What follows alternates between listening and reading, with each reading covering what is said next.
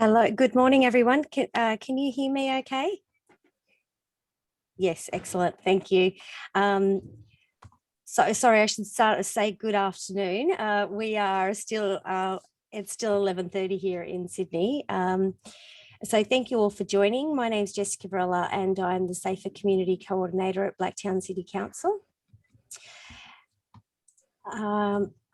Sorry, I'd just like to begin by acknowledging that we live and work here on the land of the Darug people, who are the traditional custodians of the land in which this meeting is taking place. And I'd like to pay my respects to elders past, present and emerging, and thank them for the custodianship of the land. Here at Blacktown, we work together for a united city that respects this land and the values and the contributions to our community and culture of all people of Aboriginal and Torres Strait Islander heritage.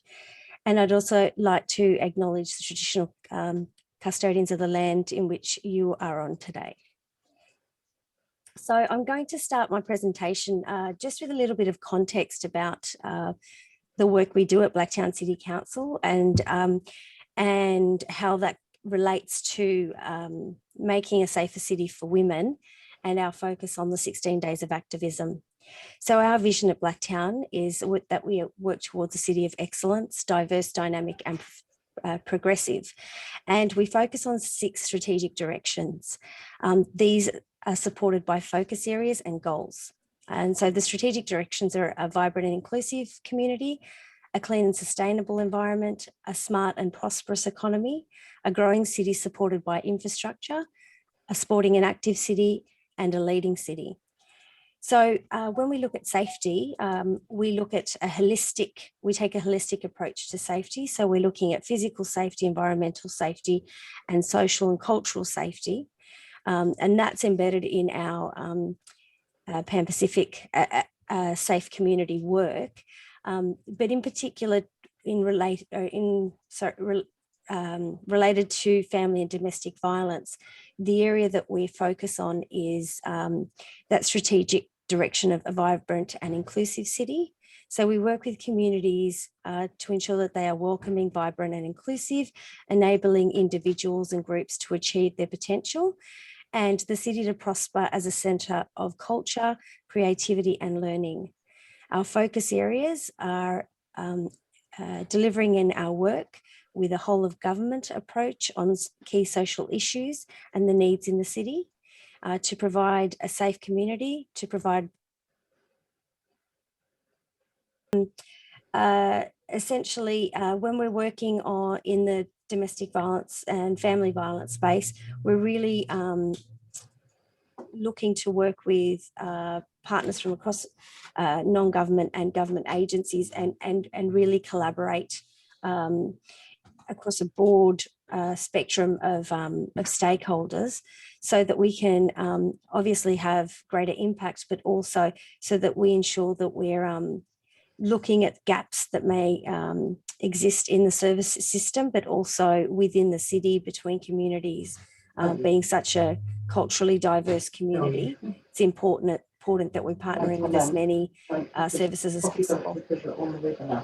I think somebody's not muted. So if you could just make sure that your microphones are muted. Okay, so the focus of the presentation today was to look at a safer city for women and how we approach 16 days of activism against gender-based violence. So based on the United Nations definition, 16 days of activism is an annual international campaign that kicks off on the 25th of November, which is the International Day for the Elimination of Violence Against Women, and it runs until the 10th of December, which is Human Rights Day. And we felt that it was important for community to know that, so that they could understand why we had we were celebrating or campaigning essentially for 16 days. What was the connection between those 2 international days of significance? So one of the first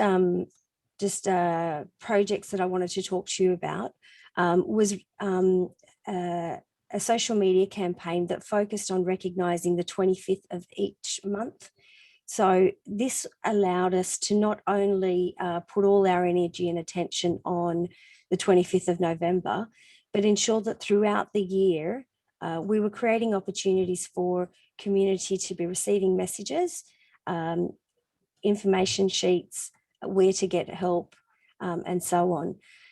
So the aim was to raise awareness about family and domestic violence throughout the whole year, using the 25th as a day of recognition, leading to the 25th of November. So the way that we went about this is essentially services could nominate themselves to create the campaign for a month. And it could be something as simple as a quote or an important community message or key message that we wanted to share. Or they could produce information sheets and information on where to get help locally. So I'll just show you two examples of responding and getting help campaigns that we ran. The one just underneath that says call us, we created that during the early stages of the COVID pandemic because we felt that we needed to get information out quickly to community so that they knew where they could get help locally and what services were still opening, whether it was online or in a face-to-face capacity.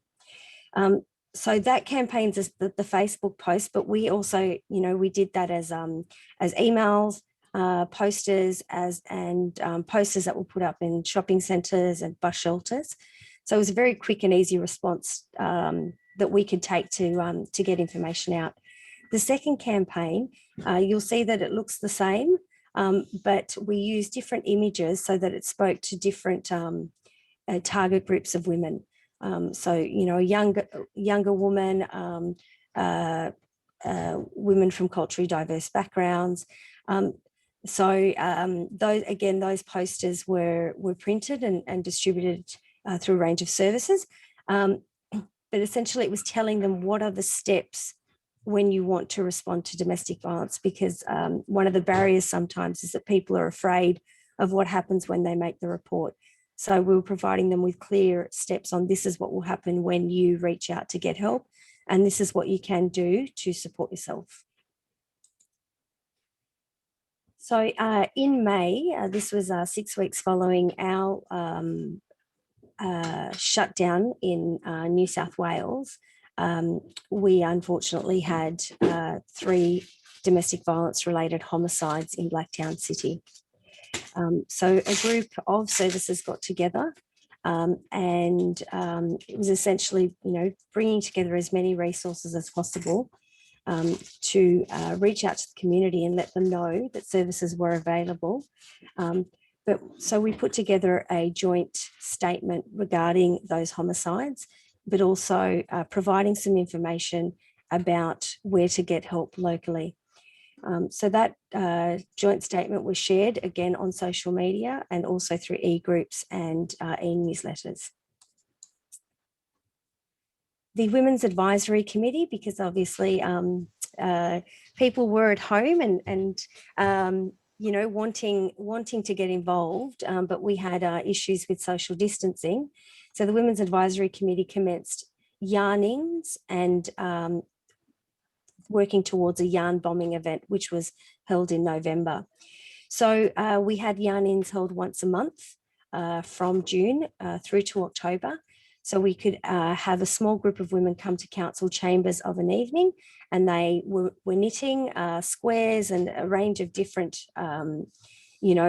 pom-poms and pictures to create essentially these large blankets, which were used to yarn bomb trees. So that was a great way to bring women together. So during the yarnings, women could come together and talk, do craft, but also work together to create this final art installation, raising awareness about family and domestic violence. So here's some photos of some of the installations that were done in Dawson Mall in Mount Druitt. And this was the Wash House, which is a women's service in Mount Druitt. So they yarn bombed the front of their space that overlooks the park. which was also yarn bombed. All the trees had been yarn bombed as well. And then just an image of Blacktown's campaign. So we had 3 of those bicycles. They yarn bombed a little pets shelter there. And again, all the trees were yarn bombed. So continuing with that theme, we wanted to use the Orange the World campaign, which is the United Nations campaign for raising awareness about violence against women and girls. And so we created this postcard campaign. We did letterbox drops, and they were also available through shopping centres. But it was essentially calling out to the community to say, if you'd like to get involved, why don't you yarn bomb your letterbox in orange, wool or fabric or ribbon to raise awareness about violence against women and girls. We also approached the local police department, so Blacktown Police Area Command, and they allowed us to yarn bomb their rails, which is great from a community perspective to see that, you know, that this campaign was something that whole of community were working on. And then the bottom photo there is Australian Catholic University, who, you know, just opened up now in November, but they were in the early stages of getting the campus ready, and they also asked us to yarn bomb the front of the university. So through our collaborative work with services, we identified that mental health first aid training was something that would be very beneficial for workers. It's beneficial regardless of the circumstances, but in particular during the COVID pandemic, workers, service providers were, you know, having to respond very quickly to the way that they were delivering care to their clients, and we were seeing a lot more people in the community experiencing a range of different mental health issues, but also, you know, fatigue and burnout of workers. So we organised mental health first aid training for family and domestic violence workers, and that was funded by the Outer West Domestic Violence Network, Blacktown City Council and the Community Resource Network. So it was a 2-day event, and I think we had a total of about 18 workers who received that free training. In November, we held a community vigil, and this was essentially an opportunity for families of victims of domestic violence in the city to come together and to share their stories, but also to be supported by community in their healing. So on that day, we had 4 families in attendance, and then a range of community members and the police and service providers. But that event was also streamed on live via Facebook and Zoom, so that other people could attend, you know, who could not be physically present. Courageous Conversations is an initiative that we ran in 2018. And it's essentially a workshop that encourages people to have courageous conversations about gender inequality and gender biases, which sit at the heart of family and domestic violence in our communities. So the Wash House, who I mentioned previously, had delivered that in 2018. And they felt that it was very important that we created the training so that it could be available as online, you know, modules that you could do in your own time, but also provide examples of how to have those courageous conversations. So this has been put together as a video resource. We have not launched that as yet. It's still in the post-production phase, but we're looking to have that launched in the next coming month. And once that's launched, if there is interest, we're happy to forward the link to our, sister safer cities in New Zealand and in Australia. And just the last campaign that I wanted to share with you is, again, a social media video that we did. You may recall when I started, I spoke about the domestic violence statement that we wrote in May. We felt that it was important that we reach out to multicultural community and that we could create a campaign that essentially spoke to them and encouraged them to have conversations, courageous conversations. So this particular campaign was launched for the 25th of November, and I've got a video here so that you can see it. But what we did was we invited 8 community members from across Blacktown who spoke in the 8 most common languages. So English being one of them, but then the next 8 most common languages.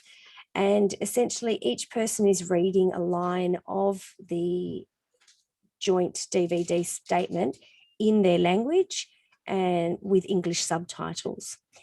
And we want to reach out. And that's still not working? No, it was. It was? Okay, here we go. All right. We know that domestic violence is happening behind closed doors in our communities. And we want to reach out to all those who are suffering at the hands of a violent partner. Ito ay paulit-ulit na pagmamalabis sa pamamagitan ng masasakit na salita, iniwan na pasa o marka sa katawang bugbog, pagbibigay ng sakit ng damdamin, pag-iisip, panliliit, pagbabanta, pananakot at matinding pagbabawal sa pagkasta o paghawak ng salapi. हिंसा के सभी रूप गलत है। हम जानते हैं कि घरेलू हिंसा में कोई भेदभाव नहीं है। यह विभिन्न सांस्कृतिक पहचान या धार्मिक विश्वासों से जीवन के सभी क्षेत्रों के परिवारों में हो सकता है। यह अमीर घरों में और गरीब लोगों में हो सकता है। यह उन घरों में हो सकता है यहाँ नशीली दवाइयों और शराब का दुरुपयोग होता है, या उन घरों में यहाँ कोई नहीं है। ਹਿੰਸਾ ਦੇ ਸਾਰੇ ਰੂਪ ਗਲਤ ਹਨ। ਅਸੀਂ ਜਾਣਦੇ ਹਾਂ ਕਿ ਘਰੇਲੂ ਹਿੰਸਾ ਪੱਖਪਾਤ ਨਹੀਂ ਕਰਦੀ। ਇਹ ਵੱਖ-ਵੱਖ ਸੱਭਿਆਚਾਰਕ ਪਛਾਣ ਜਾਂ ਧਾਰਮਿਕ ਵਿਸ਼ਵਾਸਾਂ ਤੋਂ ਲੈ ਕੇ ਸਾਰੇ ਖੇਤਰਾਂ ਦੇ ਪਰਿਵਾਰਾਂ ਵਿੱਚ ਹੋ ਸਕਦਾ ਹੈ। ਇਹ ਅਮੀਰ ਘਰਾਂ ਅਤੇ ਗਰੀਬਾਂ ਵਿੱਚ ਹੋ ਸਕਦਾ ਹੈ। ਇਹ ਉਹਨਾਂ ਪਰਿਵਾਰਾਂ ਵਿੱਚ ਹੋ ਸਕਦਾ ਹੈ ਜਿੱਥੇ ਨਸ਼ੇ ਅਤੇ ਸ਼ਰਾਬ ਦੀ ਵਰਤੋਂ ਹੁੰਦੀ ਹੈ, ਜਾਂ ਉਹਨਾਂ ਪਰਿਵਾਰਾਂ ਵਿੱਚ ਹੋ ਸਕਦੇ ਹਨ ਜਿੱਥੇ ਕੋਈ ਨਹੀਂ ਹੁੰਦਾ। نريدك أن تعرف أن هناك خدمات يمكنها أن تدعمك. قد يكون النظام ليس مثالياً، لكن تأكد أنك لست وحدك. ما از شما می‌خواهیم با پلیس یا خدمات مالی تماس بگیرید. راهنما در دسترس است. ما باید به عنوان یک جامعه کل در کنار هم باشیم تا به سکون پایان دهیم و خشونت پایان دهیم. உங்கள் வீட்டில் வன்முறை நிகழாவிட்டாலும் கூட ஒவ்வொருவரும் நம் சமூகத்தில் உள்ள பெண்கள் மற்றும் குழந்தைகளில் இந்த தாக்கத்தை குறைப்பதில் எங்களால் ஒரு பங்கை வகிக்க முடியும்.我们必须确保暴力的受害者获得支持和帮助。This is not private business. It's everybody's business. If you know someone is at risk, reach out to them. If you witness violence occurring, call the police. Together, we can save lives. Oh yeah, and then it's got the available volunteers and product. It is true. It is true. Most of them still are. But that's not. Yeah. Okay. Yeah, I see what you mean when you take scroll down to the where it's So that, yes. Thank you, Jess. We just had a couple of questions about the video. Where has it been used before? So this video was produced specifically for the 25th of November last year. So we created it for that purpose. It hadn't been used before. And we've just shared it through social media. And to date, we've had 39,000 views which is pretty good for a localized social media campaign on domestic violence for communities that essentially aren't necessarily open to talking about it. Yeah, that's very impressive. How easy was it to have the participants in that video? How did you find them, or how did you get them to speak? So we partnered with Sid West, who are one of the local multicultural services, and they identified key community leaders who they thought would be interested in being involved in the campaign.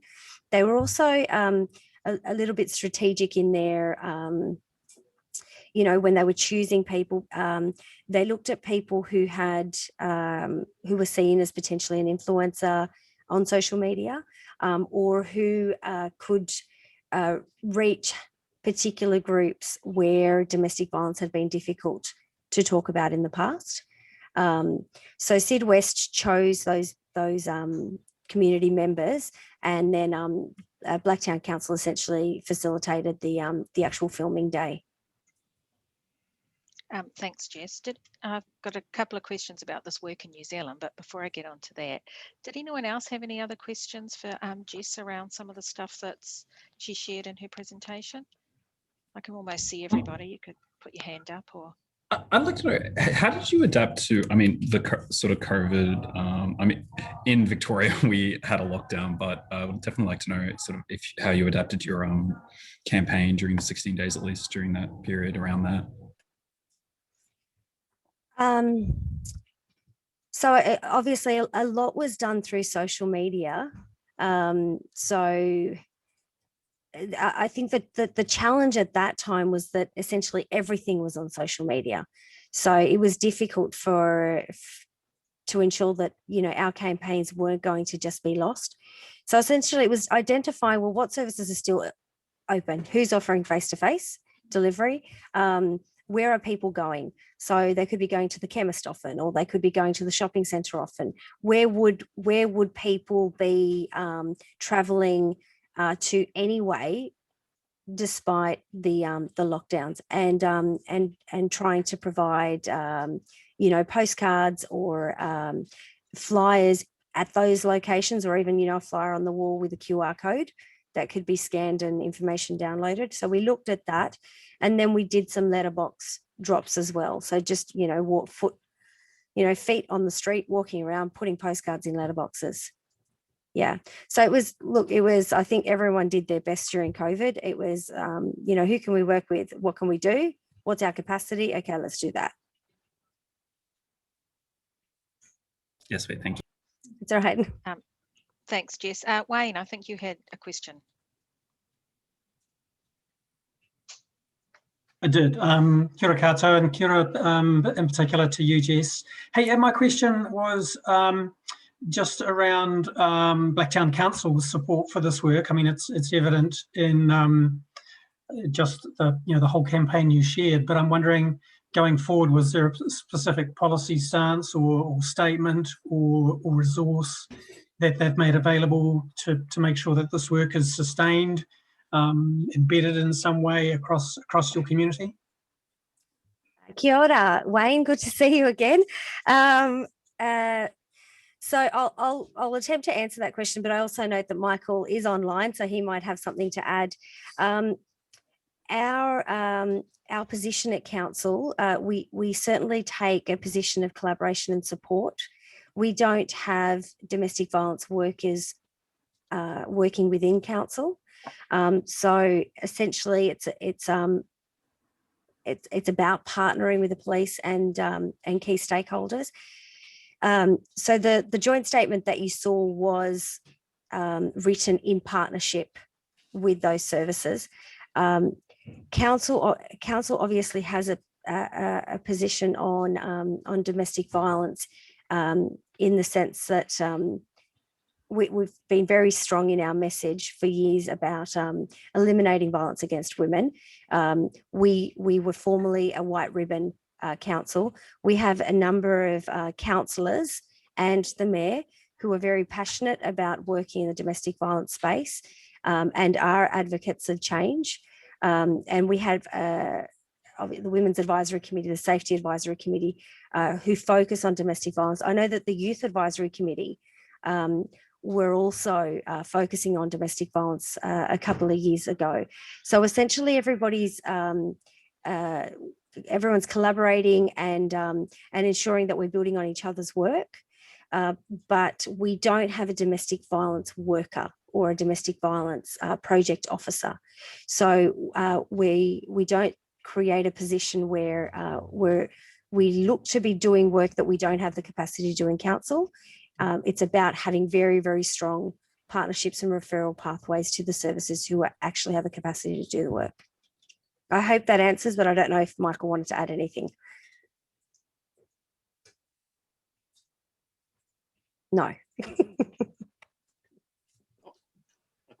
Am I on mute? No. Do you want me to be on mute? No. That's pretty much it's a good capture of it. It all council, the mayor and the general manager at the time. The general manager is still with us. The mayor has changed, but with an equally supportive person. 2004 decided they go down that white ribbon safe workplace path, and that spawned a whole range of, as Jess has mentioned, internal policies and practices. So we now have specific leave for people affected by domestic violence, both male and female. A whole range, our whole code of conduct has been beefed up, and there's a whole bunch of workplace practice policies that have been beefed up in that regard as well. It also moved us into that space, as Jess has mentioned, of working very collaboratively with domestic violence agencies in the area and taking a lead in pulling those together. So we've been very fortunate, I think, in probably the last decade, of having leadership at Blacktown that has really been passionate about this area. It's probably those champions that helped us get to the point we are. Thanks.